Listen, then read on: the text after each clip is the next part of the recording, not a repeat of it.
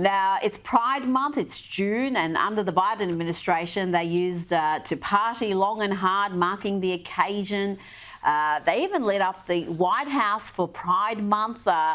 Those days are well and truly over, Army. The White House Press Secretary, Karoline Leavitt, was asked how they would mark Pride Months. Does the president have any plans on making a proclamation, or is it just going to be June this year? Well, there are no plans for a proclamation for the month of June, but I can tell you this president is very proud to be a president for all Americans, regardless of race, religion, or creed. The party is over. Has there been much of a reaction to that, Army, much of a backlash? Yeah, no, because that was the right answer, right? The right answer is, look, we're not looking to single out one person, one religion, one sexual orientation. We're all Americans. Look, the balkanization of this country by the left has proven fracturing for our society. The Democrats, this is their playbook, right? That we want to separate, we want to isolate different people. We want to promote victimhood. This is kind of what they've been doing for years, and we, the country, are worse off for it. Yeah, look, a couple quick stories. I have a coffee shop, love coffee, across the street from me. And during Pride Month, they've got the pride flag up. Look, I got no problem with that. Look, as a private company, a private business, you could do what you want. I got no issue. But you know what flag they don't put up? On July 4th, they don't put up the American flag. That's where I'm like, there's a problem here, right? Look, you want to celebrate all of it. That's good. But you're making a business in the United States. You're making a profit because of America. Yeah, put up the American flag on July 4th. Another quick story. A friend of mine got married, and she's going to be baptized. And they're on the left, right? So they go to this church. And after she's baptized, she said, yeah, that the priest is going to bring out the pride flag and bless the pride flag. I mean, what? In a church? In a religious ceremony? I don't get that at all. Look, but what it does is, this is the religion of the left, right? This is literally and figuratively. Yeah. And the New York Times is their scripture, and the pride flag is their crucifix. This is where we're at. Yep, but the Trump administration ain't having any of that. Now, earlier in the program, Army, I featured Greta Thunberg and her expedition to Gaza. What do you make of the Swedish activist's latest bit of, activism?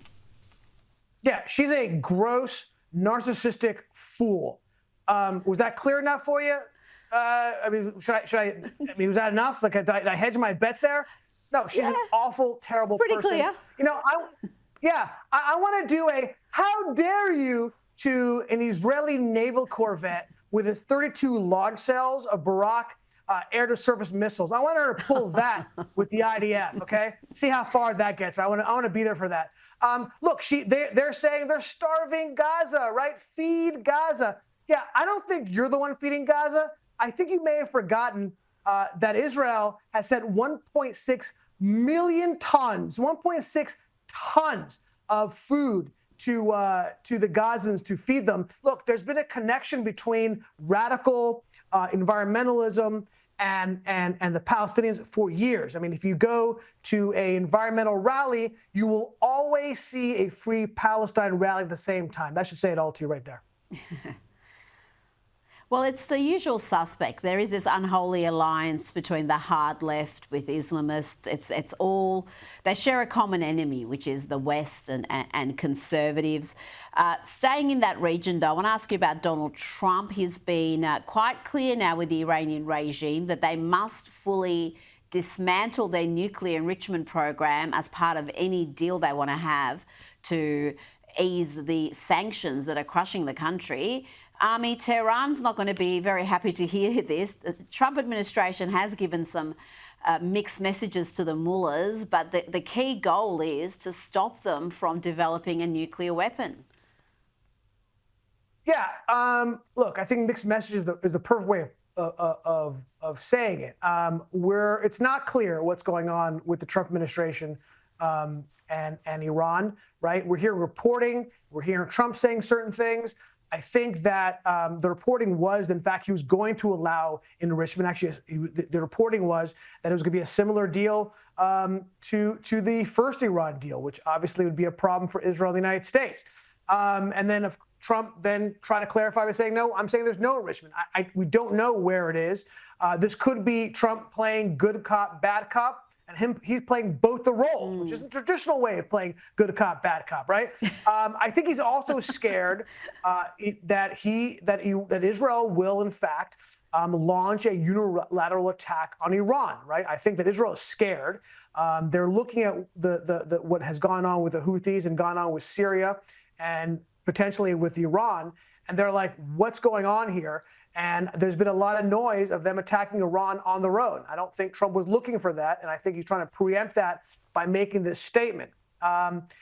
Look, there's also been some other issues that a lot of people aren't talking about, but I think are significant when it comes to the Trump administration vis-a-vis Iran.